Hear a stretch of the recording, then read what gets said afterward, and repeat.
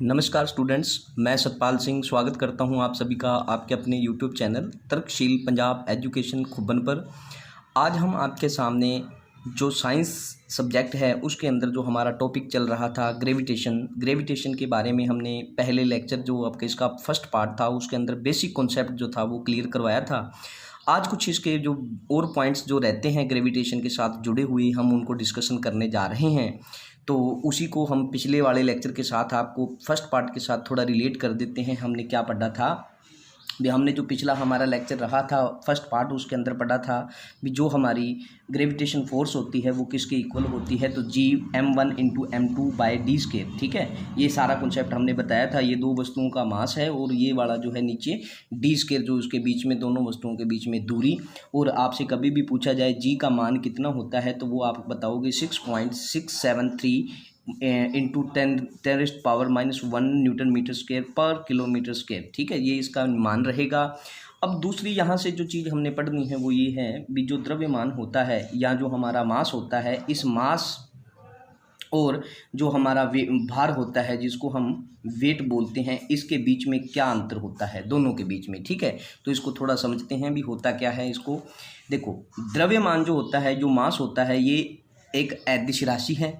वस्तु में विद्यमान जितना द्रव होता है, कोई भी वस्तु जो है उस वस्तु में जितना भी मटेरियल है या जितना भी उसके अंदर जो द्रव्य की मात्रा है वो ही उसका द्रव्यमान कहलाती है। द्रव्यमान जो है वो हमेशा समान रहता है, वो चेंज नहीं होता। कभी भी आप इसको शून्य नहीं मान सकते, द्रव्यमान कभी भी शून्य नहीं होता। और द्रव्यमान की जो यूनिट होती है वो हम क्या मानते हैं, तो वो हम किलोग्राम मानते हैं। इसी के साथ जुड़ा हुआ एक दूसरा कॉन्सेप्ट है भार। भार जो होता है इसको हम वेट में बोल सकते हैं। जैसे ये एक सदिश राशि होती है और वस्तु पर क्या है, ये गुरुत्वाकर्षण का बल का जो प्रभाव है, मान के चलो आपका जो कोई भी वस्तु जो आपने एक बॉल है और वो है 500 ग्राम की बॉल है या जितने भी ग्राम की बॉल है, अगर आपने उसको ऊपर उठाया है, ऊपर धरती से पृथ्वी से आपने ऊपर की तरफ फेंका है, तो जब वो नीचे आएगी तो वो उस अपने वजन के अकॉर्डिंगली नीचे आ रही है। और उसके अंदर जो वो नीचे आने वाले नीचे जो उसको खींच रहा है, वो जो बल नीचे खींच रहा है उसी के कारण जो वो बल पैदा हुआ है उसी को बोलते हैं गुरुत्वाकर्षण बल का जो प्रभाव पड़ता है उस वस्तु पर, वो कहलाता है उसका भार। ठीक है, और ये भार जो होता है ये कभी शून्य जो है ये शून्य हो सकता है। भार जो है वस्तु का वो शून्य हो सकता है। द्रव्यमान कभी भी शून्य जो है वो नहीं होता। वस्तु का भार जो है ये क्या है, स्थान के अनुसार क्या है, बदलता रहता है। स्थान के अनुसार मतलब पृथ्वी पर जैसे स्थान है, कुछ पोल हैं, पोल इक्वेटर हैं, पोलों पे अलग रहेगा, इक्वेटर पे कुछ अलग रहता है। तो इसका क्या है, जो ये वाले जो इसका भार होता है ये क्या है, स्थान के अकॉर्डिंगली चेंज होता रहता है। देखो, ये जो भार होता है इसको डिनोट करते हैं स्मॉल g से। ठीक है, इसके ऊपर हम बात करेंगे बाद में। भार की जो यूनिट होती है इसको हम लेते हैं न्यूटन। देखो, भार क्या है, आपका जितना 50 किलो वजन है तो 50 किलो वजन है तो 50 किलो वजन के अकॉर्डिंगली ही आप क्या है, धरती के ऊपर खड़े हो या बैठे हो तो आपका वजन जो है उसी के अकॉर्डिंगली क्या है, एक फोर्स पैदा कर रहा है। और इसको क्या मान सकते हैं हम, भार की यूनिट, तो वो हो जाएगा हमारा न्यूटन। ठीक है, अगर मैं इनको सिंपल वर्ड में बात करूं तो भार एक क्या है, बल है जो हमेशा पृथ्वी के सेंटर की तरफ लगता है। भार क्या है, तो एक बल है जो क्या है, हमेशा पृथ्वी के सेंटर की तरफ लगता है। भार को g से डिनोट जो है किया जाता है। ठीक है, ये इसमें बेसिक कॉन्सेप्ट था हमने पढ़ा।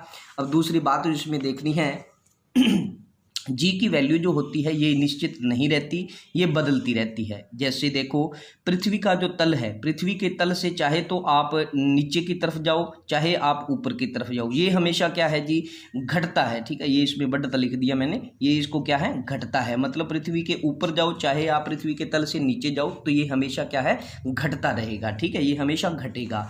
और ये जी की वैल्यू जो होती है पोल पे क्या होती है, मैक्सिमम होती है। इक्वेटर पे क्या है, ये मिनिमम होती है। पृथ्वी के सेंटर पर 0 और इसकी वैल्यू जो है वैसे जो मानी जाती है वो मानी जाती है 9.8 मीटर पर सेकेंड।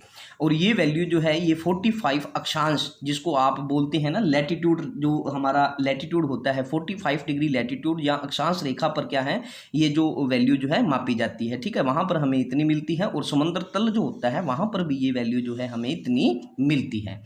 पृथ्वी अगर घूमना बंद कर दे, मान के चलो पृथ्वी घूम रही है जिसकी वजह से दिन और रात भी हो रही हैं, तो क्या है, अगर पृथ्वी घूमना बंद कर दे तो जी की वैल्यू जो है पृथ्वी के एक्सिस पर चेंज नहीं होगी, बाकी हर जगह पे वो क्या है, जी की वैल्यू जो है वो उसमें वृद्धि हो जाएगी। ठीक है, जब पृथ्वी ने घूमना बंद कर दिया तो क्या है, पृथ्वी का जो एक्सिस है वहाँ पर, एक्सिस मतलब जो उसके पोल हैं, पोलों के ऊपर क्या है, इसका कोई भी प्रभाव नहीं पड़ेगा, वो अपरिवर्तित रहेगी। लेकिन क्या है, और बाकी जितनी भी जगह हैं पृथ्वी के ऊपर, वहाँ पर क्या है, जी की वैल्यू में क्या है, वृद्धि हो जाएगी। ठीक है, और ध्रुवों पर क्या है, ध्रुवों पर हमेशा ये क्या है, वैसे वैल्यू जो है ये क्या रहती है, कम रहती है, और इक्वेटर पर मैक्सिमम जो है हो जाएगी। ठीक है, इसको आप देख सकते हैं भी हमने यही बात को दोबारा से बोल दिया भी पृथ्वी अगर घूमना बंद कर दे तो जो एक्सिस हैं उसके वहाँ पर चेंज नहीं होती, और बाकी क्या है, हर जगह पे वैल्यू जो है वो उसमें वृद्धि हो जाती है। ठीक है, और इक्वेटर पर क्या है, ये मैक्सिमम जो है हो जाएगी, इक्वेटर पर मैक्सिमम हो जाएगी। अगली बात जो इसके अंदर देखना है हमने वो क्या है जी, जो हमारी अगर पृथ्वी जो है उसकी गति को हम 17 गुना कर दें, मतलब 17 गुना कर दें उसको, तो इक्वेटर पर जो भी वस्तु पड़ी है उसके भार में भी क्या है, काफ़ी चेंज आएगी, और वे क्या हो जाएगा, जीरो हो जाएगा। ठीक है, जीरो हो जाएगा। अगर आपसे पूछा जाए पृथ्वी के इक्वेटर पर रखी वस्तु कब जीरो हो जाएगी, तो वो तब जीरो हो जाएगी जब पृथ्वी की गति जो है वो 17 गुना कर दी जाए। चंद्रमा पर वस्तु का गुरुत्वीय त्वरण जो होता है, एक्सेलरेशन ड्यू टू ग्रेविटी, वो पृथ्वी के गुरुत्वीय त्वरण का क्या है, 1/6 होता है। मतलब जो गुरुत्वाकर्षण का जो बल होता है उसका प्रभाव जो पृथ्वी पर पड़ता है, चंद्रमा पर कितना पड़ता है, तो वो 1/6 पड़ता है। ठीक है, अब देखो एक महोदय थे केपलर ने क्या है, ग्रह जो है ना, ग्रह आपको पता है सूरज के चारों तरफ घूमते हैं। अब उनको पकड़कर घुमाने वाला कोई इंसान नहीं है, तो वो ग्रेविटेशन फोर्स के अकॉर्डिंगली ही उसको बांध के रखा जाता है, और वो ग्रह जो है वो घूमते रहते हैं। अब उसी के ऊपर केपलर जो है ना, उन्होंने ग्रहों की गति के बारे में कुछ नियम बताए हैं, तो उसको बोलते हैं Kepler's law of planetary motions. ठीक है, इन्होंने क्या है, अपने 3 नियम दिए हैं। अब 3 नियमों को समझ लेते हैं उन्होंने क्या क्या बोला है। कभी भी क्वेश्चन बनते रहते हैं आपसे, आप बताओगे उसको। ठीक है, समझ लेना इसको ध्यान से। केपलर का जो प्रथम नियम है वो क्या बोलता है भी, जो प्रत्येक ग्रह जो सूर्य के चारों तरफ दीर्घवृत्त कक्षा में, मतलब इलेप्टिकल पाथ में क्या है, परिक्रमा करता है। कोई भी ग्रह है वो सूरज के चारों तरफ क्या है, एक अंडाकार पथ पर क्या है, गति करता है, तथा सूरज जो है वो ग्रह की कक्षा के एक फोकस या नाभि पर स्थित होता है। जैसे अंडा होता है ना हमारा, देखो एक तो है ये गोला, ठीक है, इसका भी सेंटर रहेगा। जब ये बन गया अंडा, ठीक है, तो अंडा बन गया तो इसके सेंटर हो जाते हैं कितने, 2, तो इसके सेंटर हम 2 मान लेते हैं। ठीक है, अगर सर्कल है तो 1 है। अब इसमें भी फोकस क्या है, 2 है। ठीक है, ये हमारा इलेप्टिकल पाथ है, ये हमारा सन है। ठीक है, ये हमारा सन है, और इसके चारों तरफ ये क्या है, जो प्लैनेट है ये मूव कर रहा है, और ये किस कक्षा में मूव करता है, तो ये करता है हमारा इलेप्टिकल में। आपसे कभी भी पूछा जाए ग्रह जो हैं वो सूर्य के चारों तरफ चक्कर जब लगाते हैं तो किस ऑर्बिट में लगाते हैं, तो वो इलेप्टिकल ऑर्बिट में लगाते हैं। और ये बात किसने बोली थी, तो ये बोली थी केपलर ने, और ये उसके फर्स्ट नियम में जो है उन्होंने बात को डिस्कस किया था। ठीक है, दूसरा जो नियम उन्होंने बताया केपलर ने, वो क्या बताया है, तो उसके ऊपर भी थोड़ी बात कर लें। केपलर का जो दूसरा नियम है वो बोलता है, उसको केपलर के दूसरे नियम को एक नाम दिया गया है लॉ ऑफ एरिया। ठीक है, इसको एग्जाम्पल से समझते हैं। कैसे समझेंगे, मान के चलो आपके पास 2 फील्ड हैं, दो क्षेत्र हैं, इनका अपना अपना क्षेत्रफल जो है वो समान है, दोनों का समान है। 2 आदमी हैं, इनको बोला गया है, देखो 2 फील्ड हैं, दोनों का एरिया सेम है। दोनों व्यक्तियों को ये एरिया अलग अलग रास्तों के जरिए तय करना है। एक के लिए शॉर्टकट रास्ता है और दूसरे के लिए लॉन्ग कट रास्ता है। पर क्या है, जो एरिया है उसको कवर करते समय ध्यान ये रखना है कि जो एरिया कवर करना है उसको कवर करने में जो समय लगेगा वो क्या है, दोनों का समान लगना चाहिए, मतलब वो समय सेम होना चाहिए उनका। ठीक है, समय जो है सेम होना चाहिए। मैं दोबारा से बता देता हूँ, 2 फील्ड हैं, दोनों का एरिया सेम है, दोनों व्यक्तियों को ये एरिया अलग अलग रास्तों के जरिए तय करना है। एक के लिए शॉर्टकट रास्ता है, दूसरे के लिए लॉन्ग कट है। पर क्या है, एरिया को कवर करते समय ध्यान ये रखना है कि एरिया जो कवर करना है उन्होंने, वो उसको कवर करने में जो समय लगना है वो दोनों का सेम होना चाहिए। शॉर्टकट के द्वारा जब ये तय किया जाएगा, तो अब देखो जो शॉर्टकट है जिसके लिए उसको तो समय कम लगेगा, अब वो क्या करेगा, तो फिर उसको आराम से तय करना पड़ेगा, ठीक है। शॉर्टकट के द्वारा जब वो चलेगा तो उसको क्या है, तय करने के वाले को क्या है, आराम से चलना पड़ेगा, तभी तो वो दूसरे के बराबर समय लगा पाएगा। अगर वो भी तेज चले तो फिर तो वो दूसरे के साथ मैच ही ना होगा। तो यही दूसरे में बोला गया है, ये एग्जाम्पल से था। और इसी से एक केपलर ने जो अपना नियम बताया वो बताया, इसी से केपलर ने बताया कि जो सन है वो एक फोकस पर है। देखो इलेप्टिकल पाथ था, इलेप्टिकल ऑर्बिट है, उसके अंदर 2 फोकस हैं, उसके अंदर क्या है, एक फोकस पे सूरज है, कहीं भी एज्यूम कर सकते हो आप। अब और सन के चारों तरफ घूमने वाले जितने भी ग्रह हैं वो क्या है, समान समय में समान क्षेत्रफल तय करते हैं। अब ये बात किसने बोली है, तो ये नियम है उसका दूसरा, ठीक है। अच्छा, उसके बाद अगर देखा जाए, इसको हम दोबारा इसको समझ लेते हैं।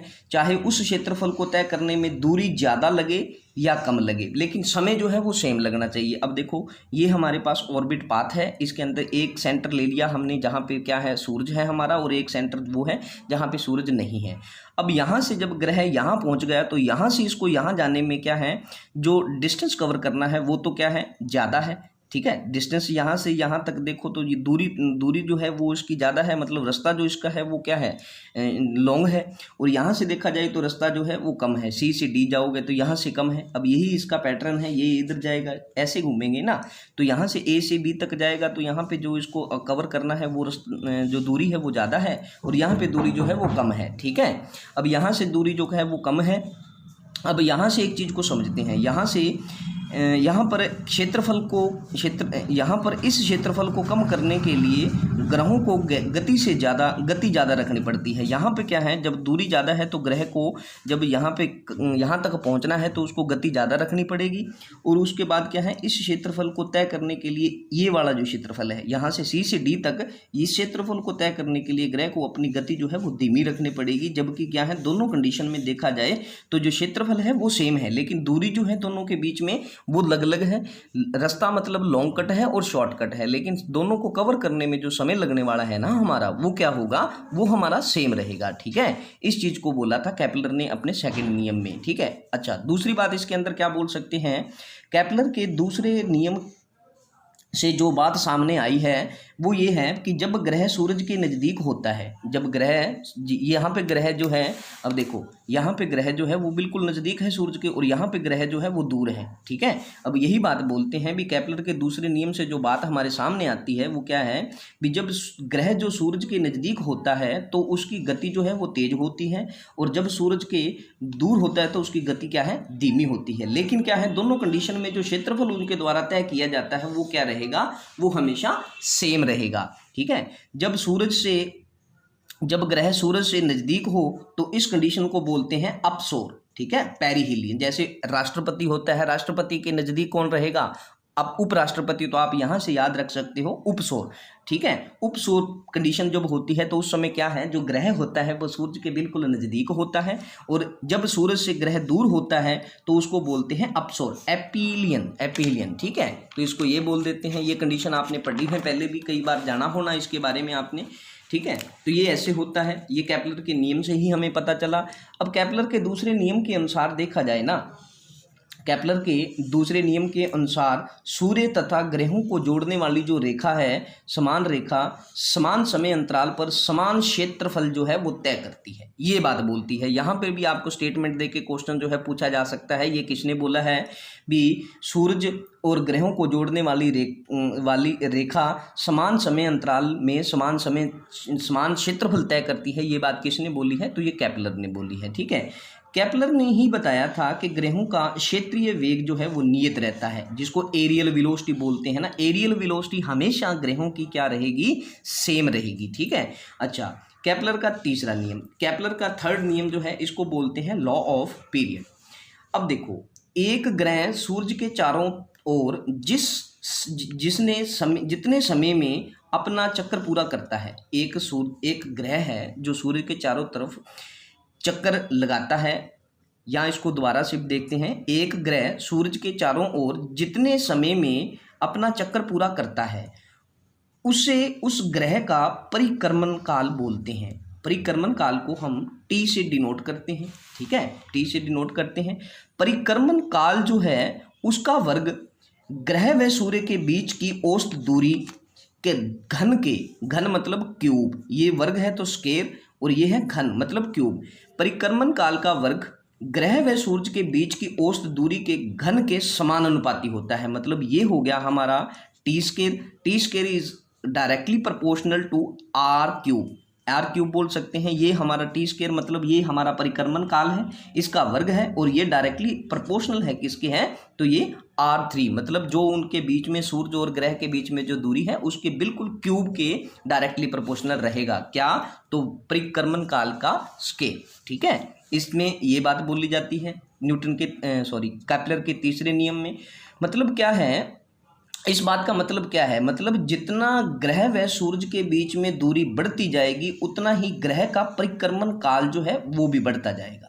ठीक है, अब यहाँ पे जो परिक्रमण काल है वो डायरेक्टली प्रोपोर्शनल है किसके, तो आर क्यूब। आर क्यूब क्या है, आर क्या है हमारा, तो ये उन सूर्य और ग्रह के बीच में, सन और प्लैनेट के बीच में जो डिस्टेंस है उसको शो करता है। अब जितना ज़्यादा आप डिस्टेंस को बढ़ाते जाओगे उतना ही ज़्यादा क्या है, आपका जो परिक्रमण काल है वो बढ़ता जाएगा। और इसी बात को हमने यहाँ पर बोला है भी, मतलब जितना ज़्यादा दूरी होगी सूर्य और ग्रह के बीच में उतना ही उसका परिक्रमण काल जो है वो बढ़ता जाएगा। इसको एग्जाम्पल से समझते हैं। जैसे बुध है, बुध क्या है, सूर्य के बिल्कुल नज़दीक है और उसका परिक्रमण काल मतलब वो सूर्य का चक्कर 88 दिन में पूरा करता है। पृथ्वी जो है वो क्या है, सूरज से थोड़ी दूर है, मतलब पृथ्वी जो है वो सूरज से दूर है, सूरज से थोड़ी दूर है बुध के मुकाबले, तो वो 365 बाई 1/6 डे में क्या है अपना चक्कर जो है पूरा करती है। आप जानते हो 1/6 ये बढ़कर क्या है 366 हो जाते हैं दिन, और ये 4 साल के बाद होता है, और ये लीप साल कहलाता है, चौथा साल। ठीक है, वरुण जो है सबसे लास्ट मतलब सूरज से सबसे दूरी पर स्थित ग्रह है, और इस ग्रह का जो परिक्रमण काल है वो है 165 वर्ष। ठीक है, 165 वर्ष। अब ये तो थे इसके साथ जुड़ी हुई जो बातें, बेसिक कॉन्सेप्ट जो थे वो मैंने आपको यहाँ पर डिस्कस किए। अब हम करते हैं MCQ। ठीक है, MCQ की बात करेंगे तो MCQ में हम देखते हैं क्या होगा। देखो MCQ, जब कोई वस्तु वृत्ताकार पथ पे गति करती है तो उसकी गति की दिशा हर बिंदु पर डैश रहती है, तो क्या रहेगी, बदलती रहेगी। जैसे ये मान के चलो ये सेंटर है और यहाँ से कोई वस्तु घूमना शुरू किया, तो अब ये सीधा जाने चाहेगी, लेकिन क्या है इसकी स्थिति जो है ये दिशा जो है चेंज होगी। अब ये यहाँ पे सीधा जाना चाहेगी लेकिन फिर भी इसकी दिशा जो है वो चेंज हो गई, अब ये यहाँ आ गई। अब फिर ये सीधा जाना चाहेगी लेकिन इसकी दिशा जो है वो हर पॉइंट पर चेंज जो है वो होती रहेगी। और यही बात बताई गई है, जब कोई वस्तु वृत्ताकार पथ पे गति करती है तो उसकी गति की दिशा हर बिंदु पर क्या है, बदलती रहती है। ठीक है, दूसरा क्वेश्चन, गति व दिशा बदलने के लिए डैश आवश्यकता होती है। डैश की आवश्यकता होती है, तो वो बल की होती है। आपने किसी भी वस्तु की गति, किसी भी वस्तु की दिशा बदलनी तो आपको क्या जरूरत पड़ेगी, तो बल की जरूरत पड़ेगी। बल से ही आप उसको कर सकते हो।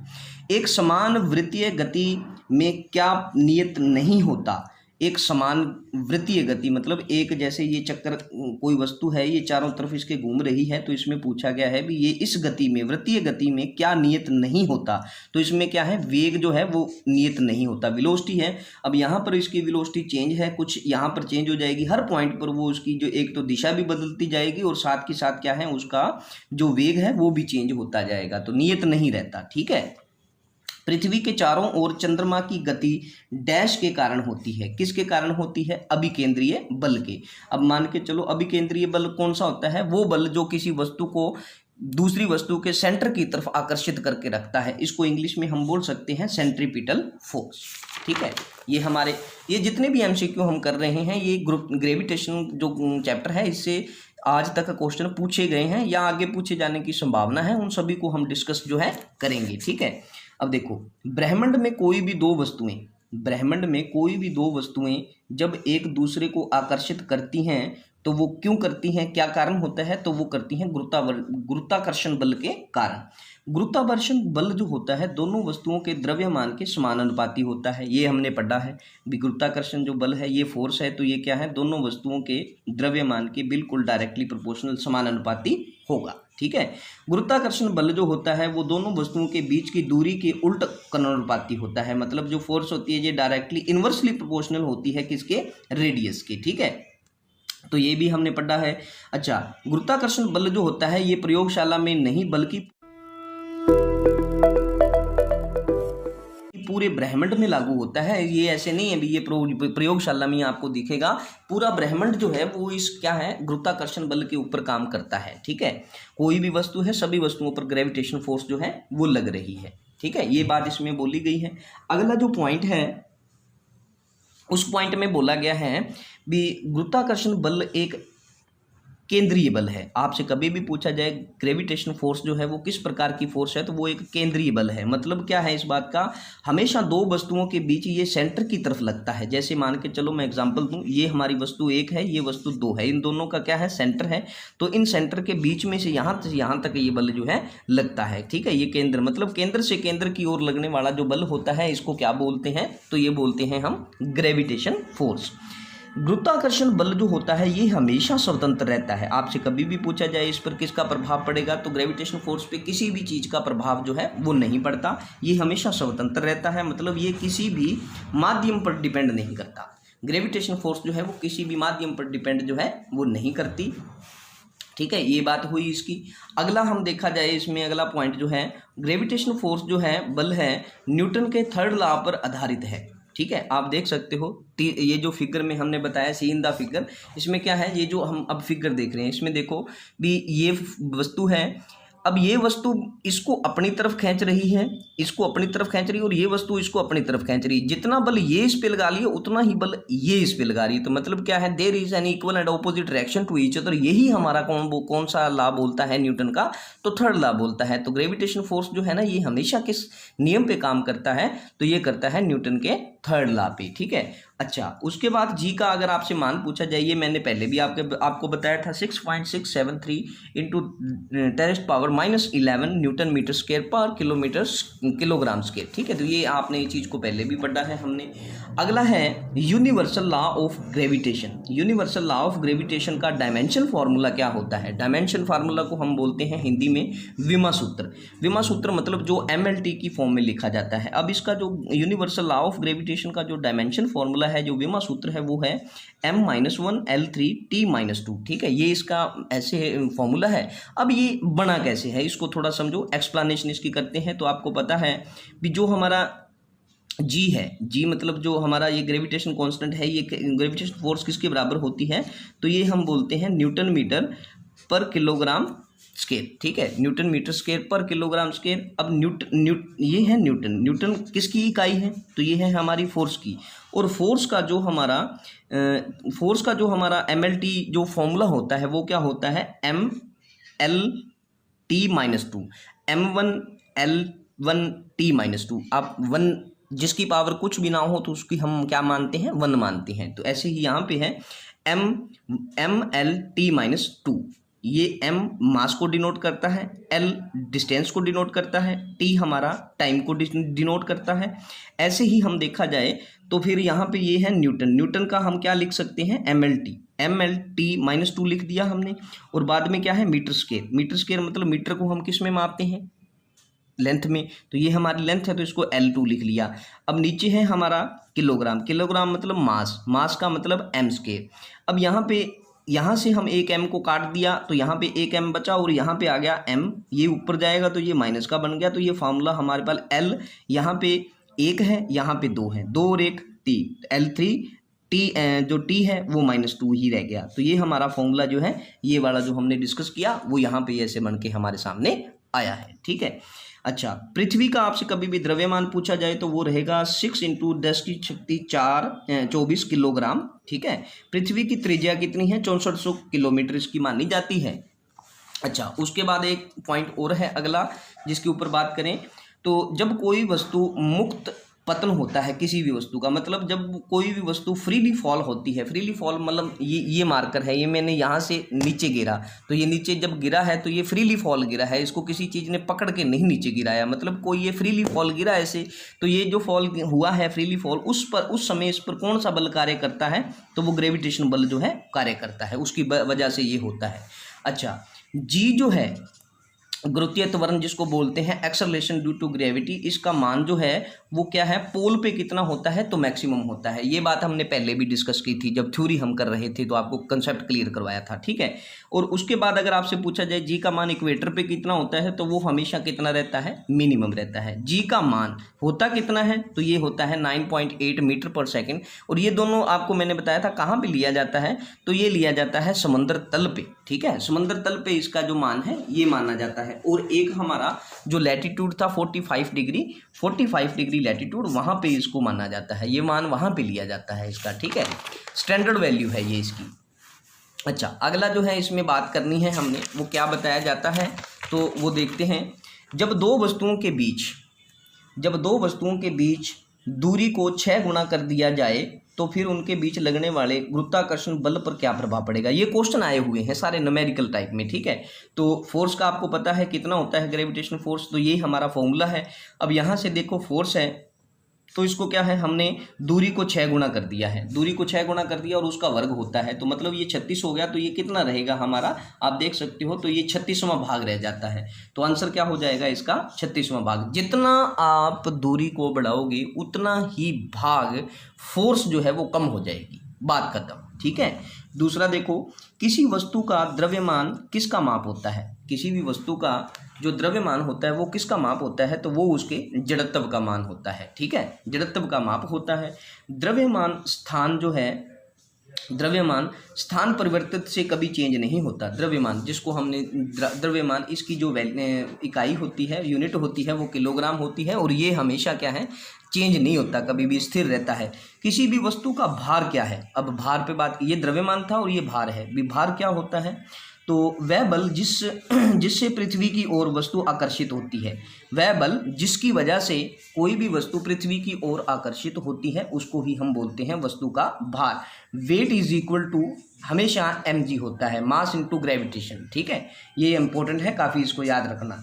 भार में क्या होती है, दिशा भी होती है और परिणाम भी होता है, इसीलिए इसको बोलते हैं हम सदिश राशि। अच्छा, फिर दूसरी चीज़ है इसमें, भार पृथ्वी द्वारा लगाया गया वस्तु पर आकर्षण बल है। भार पृथ्वी द्वारा लगाया गया वस्तु पर आकर्षण बल होता है। भार स्थान पर निर्भर करता है, ठीक है। भार स्थान पर निर्भर करता है, क्योंकि जैसे जैसे स्थान चेंज होता जाएगा वैसे वैसे भार की वैल्यू जो है वो चेंज होती जाएगी। भार का ऐसा यूनिट जो है वो क्या लिया जाता है, न्यूटन लिया जाता है, ठीक है। ये इसका कॉन्सेप्ट था। अच्छा, उसके बाद अगर देखा जाए अगले को और किस प्रकार के क्वेश्चन आए हैं, तो ये देखो, किसी वस्तु का चंद्रमा और पृथ्वी पर भार का अनुपात क्या होता है, तो वो 1:6 होता है। इसको 1/6 भी आप लिख सकते हो, ठीक है। अच्छा, ये इसलिए होता है, ये होता क्यों है, ये इसलिए होता है क्योंकि चंद्रमा पर जी का मान जो है ना, वो पृथ्वी पर जी के मान का 1/6 होता है, तो इसलिए वहाँ पर ये मान जो है हमें 1/6 मिलता है।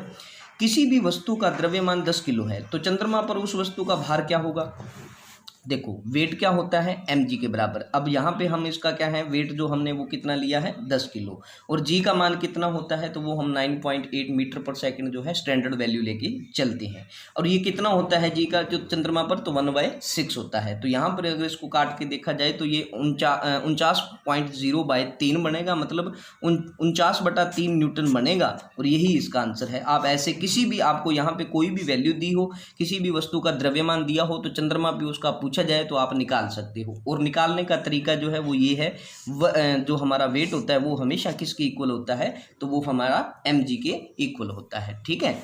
अगला देखो, 10 न्यूटन का बल किस क्षेत्र पर सबसे ज़्यादा दाब डालेगा। अब आपको पता है प्रेशर किसके बराबर होता है, तो फोर्स बाय एरिया, मतलब फोर्स एक्टिंग अपॉन ए एरिया। जितना प्रेशर बढ़ेगा उतनी फोर्स बढ़ेगी, या जितनी फोर्स बढ़ेगी उतना प्रेशर बढ़ेगा। जितना एरिया आप बढ़ाओगे उतना प्रेशर आपका कम होता जाएगा, क्योंकि ये इसके इन्वर्सली प्रोपोर्शनल है, ठीक है। अब ये देखो, 10 न्यूटन का बोला गया है, भी 10 न्यूटन का प्रभाव जो है वो कितने क्या पड़ेगा, तो ये कहाँ पर ज़्यादा रहेगा, तो वो रहेगा जहाँ कम एरिया मिलेगा। कम से कम एरिया होगा उतना ही एरिया जो है, उतना ही उस बल का प्रभाव जो है वो ज़्यादा रहेगा, ठीक है। लेक्टोमीटर और हाइड्रोमीटर किस सिद्धांत पर काम करते हैं, तो ये करते हैं आर्किमिडीज के सिद्धांत पर। पानी का घनत्व जो है वो कितना होता है, तो वो होता है जी 1000 किलोग्राम पर मीटर क्यूब और इसको हम 1 ग्राम पर सीसी भी ले लेते हैं। ठीक है, ये भी हमारा इसके अंदर आ जाता है। अच्छा, दूसरी चीज इसके अंदर जो हमसे पूछी गई है, किसी वस्तु का घनत्व जो है, घनत्व पानी का, किसी वस्तु का घनत्व और पानी का घनत्व का अनुपात क्या होता है? अपेक्षित घनत्व और विशिष्ट गुरुत्व रिलेटिव डेंसिटी कहलाता है। ठीक है, देखो क्या पूछा गया है, किसी वस्तु का घनत्व और पानी का घनत्व का अनुपात क्या कहलाता है? तो वो कहलाता है रिलेटिव डेंसिटी, जिसको हम विशिष्ट गुरुत्व बोल देते हैं या अपेक्षित घनत्व बोल देते हैं। ठीक है, तीनों चीजें एक ही हैं। ठीक है, अच्छा, 50 ग्राम की वस्तु का आयतन जो है वो 20 सीसी है। ये वस्तु पानी पर क्या करेगी, डूबेगी या तैरेगी, ये पूछा गया है। पानी पर इसमें क्या प्रभाव पड़ेगा? तो आपको पता है पानी का घनत्व कितना होता है, ये हमने अभी बताया था, 1 ग्राम पर सीसी होता है। अब वस्तु जो पानी पर डूबेगी ना, वो कौन सी डूबेगी? जिसका घनत्व जो है पानी से ज़्यादा हो। और वस्तु पानी पर तैरती कौन सी है? जिसका घनत्व जो है, डेंसिटी पानी से कम होती है। तो देखो डेंसिटी किसके बराबर होती है? मास ओवर वॉल्यूम। तो 50 हमारे पास क्या है, 50 ग्राम हमारे पास मास है, और 20 क्या है, ये उसका आयतन है, वॉल्यूम है। तो इसको अगर काट के देखा तो 5/2 इसको 2.5 ग्राम पर सीसी जो है हम इसका ले सकते हैं। तो इसका घनत्व जो है, पानी का घनत्व कितना था? तो क्या नाम था इसका, हाँ, पानी का 1 ग्राम पर सीसी था। तो ये 1 ग्राम से तो ज़्यादा है, तो मतलब क्या है, 50 ग्राम के जो वस्तु है वो डूबेगी फिर इसमें, तो पानी से ज़्यादा इसका घनत्व हो जाएगा, तो ये क्या है, पानी में डूब जाएगी। ठीक है, तो ये इसमें हुआ। वायुमंडलीय दाब, एटमॉस्फेरिक प्रेशर जो होता है, उसकी पहली बार गणना किसने की थी? पहली बार इसकी जो गणना की गई थी वो किसके द्वारा की गई थी? तो वान यूग्यूरिक के द्वारा की गई। वायुमंडल जो दाब होता है, वायुमंडलीय दाब जो होता है, जब हम वायुमंडलीय दाब जब कम हो, देखो वायुमंडलीय दाब जो है जब कम हो तो कुछ घटनाएं होती हैं। कौन कौन सी? तो ऊंचाई पर क्या है, एटमॉस्फेरिक प्रेशर कम हो तो क्या है, नाक से खून बहने लगता है। पहली बात, ऊंचाई पर जाने से खाना जो है कम देरी से पकता है। ठीक है, वायुयान में बैठे यात्री के फाउंटेन पेन से स्याही जो है वो रिस जाती है। ये वायुमंडलीय दबाव कम होने की वजह से होता है। और ऊंचाई बढ़ने के साथ साथ वायुमंडलीय दाब जो है, प्रेशर जो है वो भी कम होता जाता है। ठीक है, अगला देखो क्वेश्चन, बैरोमीटर से संबंधित है ये। बैरोमीटर में क्या है? बैरोमीटर से संबंधित तथ्य हैं जैसे रीडिंग के ऊपर, जब बैरोमीटर की रीडिंग धीरे धीरे नीचे आती है तो इसका मतलब है वर्षा की संभावना है। धीरे धीरे ऊपर जाए तो मतलब दिन साफ रहेगा। अचानक से नीचे आए तो मतलब आंधी तूफान का क्या है, खतरा है। अचानक कोई भी चीज हो तो खतरनाक ही होती है। ठीक है, ग्रहों की गति से संबंधित जो नियम है वो किसने दिए थे? केपलर ने। कितने दिए हैं? 3 दिए हैं। ये हमें पहले थ्योरी में डिस्कस जो है किए थे आपके साथ। ठीक है, पृथ्वी घूमना बंद कर दे तो जी का मान क्या है, बढ़ जाएगा। पृथ्वी घूमना बंद कर दे तो जी का मान जो है वो बढ़ जाएगा।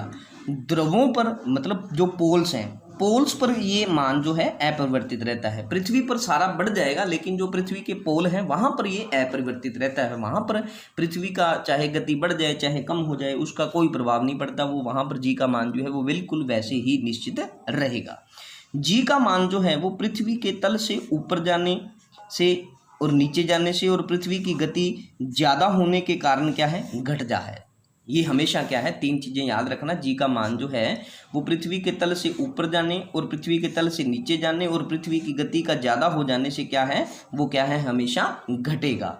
अगर पृथ्वी की गति 0 हो जाए तो जी की वैल्यू जो है वो क्या हो जाएगी, बढ़ जाएगी। पृथ्वी की गति ही 0 हो जाए तो उसकी वैल्यू जो है वो 0 हो जाएगी। पहले क्या है, जो पहले गति है उस गति से क्या है 17 गुना ज़्यादा हो जाए तो जी की वैल्यू जो है वो 0 हो जाती है। कहाँ पर? इक्वेटर पर। दोनों कंडीशन में देखा जाए तो पोल पर कोई भी प्रभाव जो है, इन दोनों कंडीशनों में देखा जाए ना तो पोल पर कोई भी प्रभाव नहीं पड़ता। चाहे गति कितनी भी हो जाए जी का मान पोल पे जो है वो सेम ही रहेगा। ठीक है, इन दोनों कंडीशनों में क्या है आप देख सकते हो, किसी भी प्रकार का पोल पे कोई भी प्रभाव जो है नहीं पड़ता। चाहे तो वस्तु की गति पृथ्वी की गति 0 हो जाए तो भी पोल पे क्या है कोई प्रभाव नहीं पड़ेगा। वैसे पृथ्वी पर जो जी की वैल्यू है वो तो बढ़ जाएगी लेकिन क्या है वैसे जो पोल है उस पर कोई भी उसका प्रभाव जो है वो नहीं पड़ने वाला। ठीक है, ये हमारा हुआ। फिर उसके बाद देखा जाए जो हमारे ध्रुव होते हैं, पोल होते हैं, पोल पर जो जी का मान है, पोल पर जी का मान क्या है, हमेशा मैक्सिमम होता है। ये पॉइंट हमने 4-5 बार डिस्कस जो है कर लिया है। पृथ्वी की घूर्णन गति के बढ़ने पर जी का मान क्या हो जाता है, कम हो जाता है। जैसे ही गति बढ़ी, पृथ्वी का जो गति बढ़ जाएगी तो क्या हो जाएगा, जी का मान जो है वो कम हो जाएगा। पृथ्वी की घूर्णन गति घटने पर क्या होगा, तो जी का मान जो है वो क्या हो जाएगा, बढ़ जाएगा। जैसे हमने अभी बात की थी, भी 0 हो जाए तो क्या हो जाता है, वो बढ़ जाता है। तो इसी प्रकार से हमने देखा था सारा, ठीक है। तो वही चीज़ें यहाँ पर हमने बात की है। जब आप इक्वेटर से पोल की तरफ जाते हैं तो जी का मान क्या है जी, बढ़ता है। और जब आप पोल से इक्वेटर की तरफ जाते हो तो जी का मान घटता है।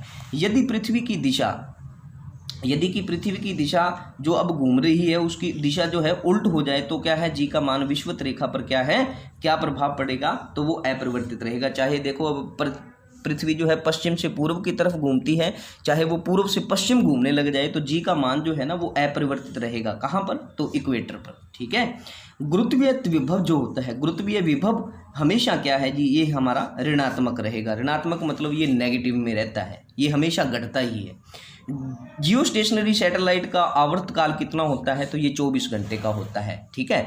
चंद्रमा पर अगर विस्फोट हो जाए, आ जाए, क्या धरती पर वो सुनाई देगा, तो धरती पर सुनाई वो हमें नहीं देगा।